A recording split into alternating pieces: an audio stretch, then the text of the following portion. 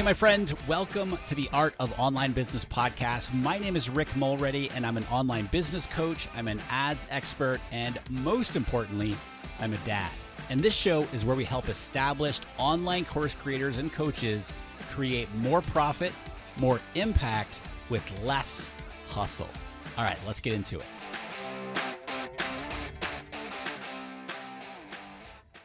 What's up, my friend? Welcome to episode 631 here on the show. Rick Mulready here.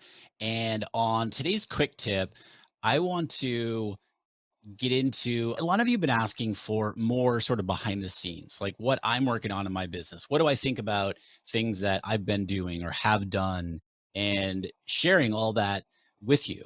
And I don't have a good reason for why I haven't done more of that, but regardless, that's starting today. And so if you've been listening to the past several episodes here in the podcast, you know I've been talking about a lot of money talk here in the show, right? I'm recording this on August 24th. So pretty much the last week of August in 2022. And there's a lot of economic uncertainty and all this other stuff. And so we've been focusing a lot on revenue and expenses and how to plan your business and, what to do if there is a recession or economic downturn or what have you. And so in the last episode here in the podcast, I had my bookkeeper. She's my de facto CFO, Emily Sandberg from cashflowcoaches.com, on the podcast to talk all about strengthening the financial health of your online business. Emily has been a game changer, to say the least, for me and my business, and really how I look at money from that I'm making, but also from the expenses standpoint. And I've been working with her for a few years. And so today I thought I'd share with you sort of how I've evolved, if you will, over the past several years about how I view business expenses in my business. I'm in year 8.5 of my online business. I started in January 2014. We started making money very early on. Now, again, I left the corporate world in the fall of 2012, just to add some context here. I left the corporate world the fall of 2012. And I didn't start making any money until February of 2014. I floundered for a solid year and a half. And so it's not like this overnight thing that all of a sudden I'm making money from webinars or from courses or what have you. No, it wasn't the case at all. But anyway, I was making good money in the first year. We doubled revenue in the second year. We quadrupled revenue from year 1 to year 2. In year 3, we doubled. And then year 4, we hit 7 figures. And so, and that was 2017. I'm not sharing this with you like, oh, rah, rah, Rick. It's more so like the money, the business was generating revenue.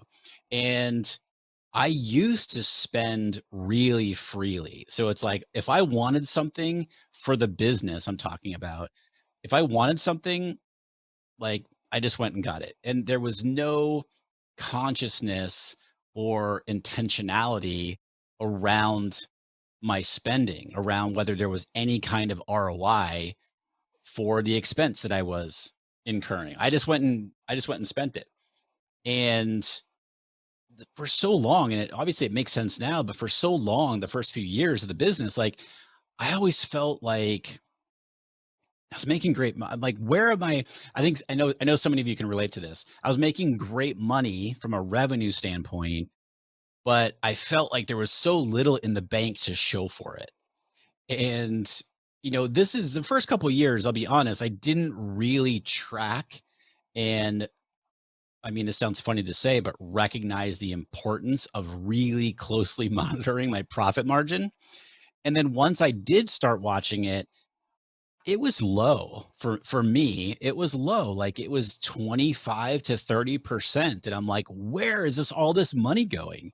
And so it was really frustrating. And it wasn't until, frankly, in year 4, year 5, that I started to get really serious about this and really start to change my mindset around the expenses and what I'm spending in the business.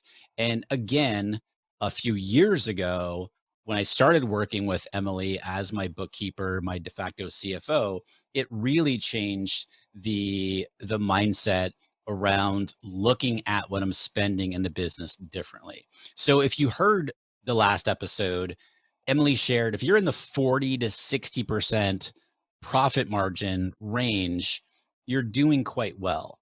And so my goal was always to get that, 25%, 30% up to at least a minimum of 50%. And so here's how I look at expenses. Number one, I kind of stopped just spending willy-nilly in the business on, oh, that sounds good. Let's go with that. Let's go get that tool, or let's buy that, or what have you, without being intentional about it. I know that that sounds funny, but like that's the way that I was doing things. And so now I kind of break the money that I'm spending in the business down into sort of two different types of categories. I look at like my growth expenses, and I'll tell you what I mean by that in a second. But then I also look at sort of like what are the standard monthly expenses just to run the business, meaning like, okay, I use ConvertKit. So like there's a cost there, and just like sort of the cost of doing business. So tools, your finance fees that you have to pay from Stripe or what have you. The higher your fees, that means you're making more money. But I also look at it like growth expenses. And I could argue that I look at these that rather than expenses, I'm looking at investing, right? So I'm investing in team, I'm investing in contractors, I'm investing in my marketing, this podcast, I'm investing in my fulfillment for my accelerator coaching program, that sort of thing. Because I know that the investing that I'm putting into those different areas of the business, I'm hopeful that they result in growth for the business. If I am paying for my email CRM, like that expense, of course, it's necessary to run an online business, but is that directly related to increased revenue? You could argue either way. Like, yes, absolutely. You could say, Rick, you've got like you could pair or you could put that email CRM expense into your growth expenses.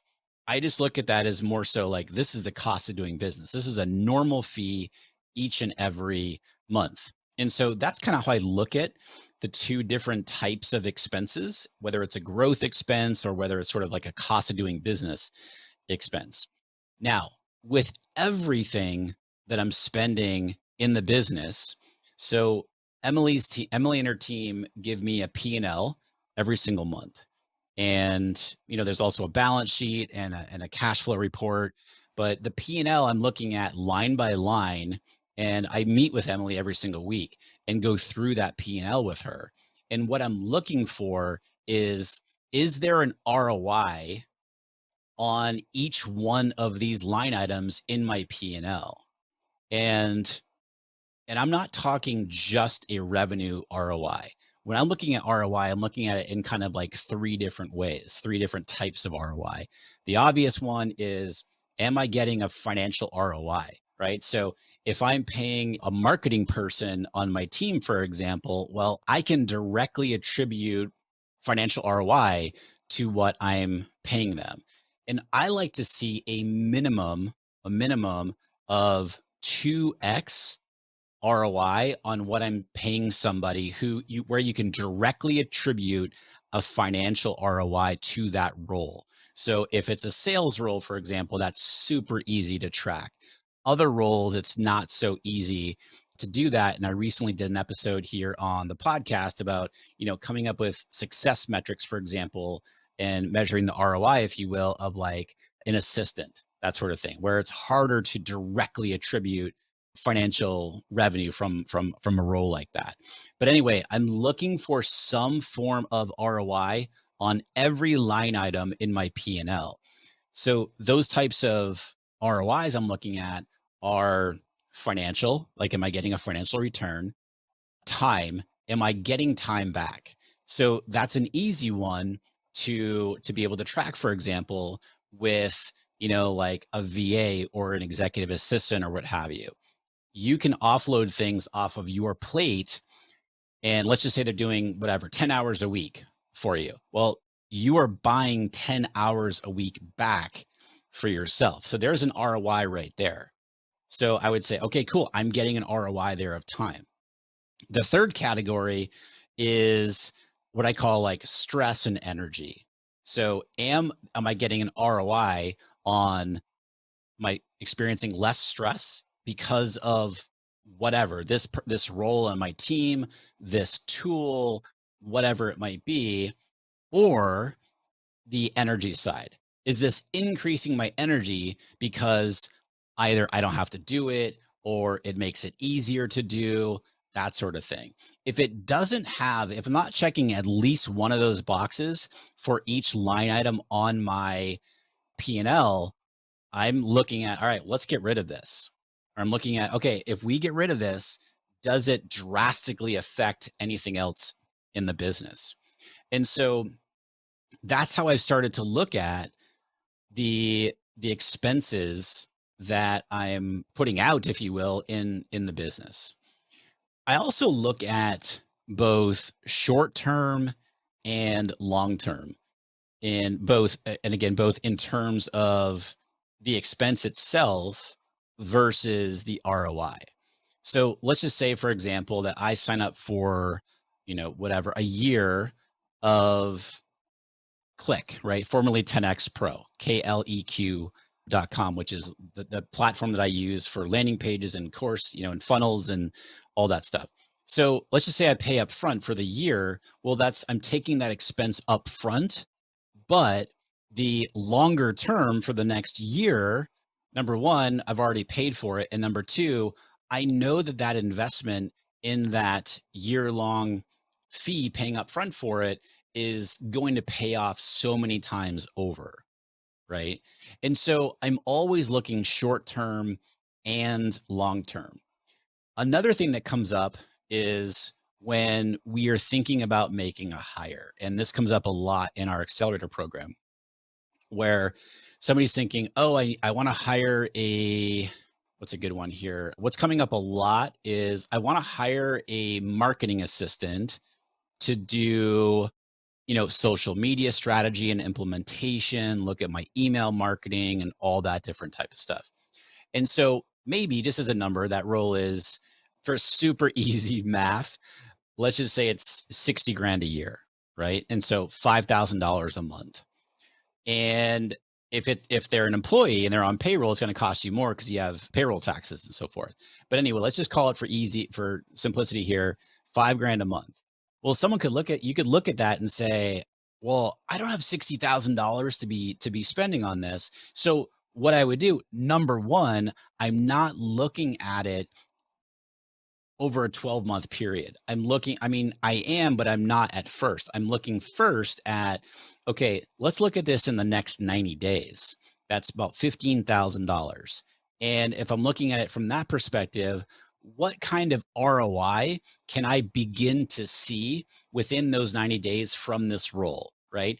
And so if someone's responsible for social media and this is a big piece of the business for you and the way that you market and giving you content ideas so that you can make podcast episodes or videos for your YouTube channel or what have you, and they are doing your email marketing. Well, you're going to know fairly quickly once they get up to speed what kind of ROI this role is going to give you. And so that's how I look at that. And so I start to make some estimates, right?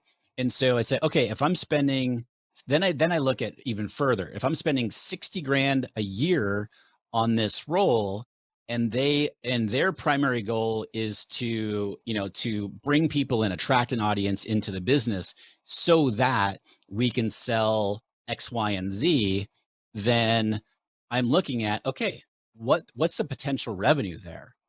And so again, just as a simple example, like what if their work is going to create $300,000 in revenue in that first year? Well, now it becomes much easier to justify, if you will, that 60 grand because you're looking at, well, I'm 5xing that ROI in year one. So that's how I start to look at it. And of course, you never know for sure, but that's sort of the mindset shift that has happened over the years where it's like, all right, if I spend this much money on something, on a role, whatever it might be, to go to a conference, that's always a good one too. I know somebody who recently went to a conference and, spent money there just to attend the conference, and they came away with hundreds of thousands of dollars worth of business. I would say that's a really good investment of both money and time to go to that conference. I want you thinking through the lens of ROI. What is the ROI of you hiring this person, you adding this tool, you doing this, you doing that? And again, it's not just financial ROI. It's also time, it's also stress and energy. The last thing that, and I never did this early on in my business for the first several years of the business. And I find that a lot of people don't do this. And I would really encourage you to do this is to, whatever your offers are in your business, you want to be looking at the profit margin of the offer. So I look at profit margin, for example, for Accelerator, right?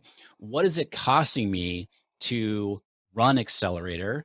And what is it costing me to fulfill on that program versus the revenue that it's generating? Okay. So just as a simple number, you know, number one, you want to figure out what is the profit margin that you're comfortable with. Okay. Let's just say it's 50%. Well, let's just say I'm generating $50,000 a month on a program, and it's costing me, as a simple number, $25,000 to fulfill on it. And, because maybe you have coaches or whatever it might be. So there's your $50,000, or excuse me, there's your 50% profit margin. Most people don't look at the profit margin of your offers. And then I've done other episodes here where I talk about how to increase profit margin. And so I would really encourage you to do that. That's something that I do. Again, this all comes down to looking at the expenses that you are spending in the business strategically. And that is what's going to really, improve the health of your business from a financial perspective and allow you to become a better CEO of your business in the process, because we're here to make a big impact, and we can't make an impact if our business isn't making any money and we're not able to keep the business, right? And so that's how I look at my business expenses and really how it's evolved over the past several years. I've become much more intentional and strategic about it and really looking at it through an ROI perspective and not just financial. All right, my friends, hope that was helpful for you. Thank you, as always, for tuning in today. You're amazing. You're awesome. Thank you. Until next time, my friend, be well, and I'll talk to you soon.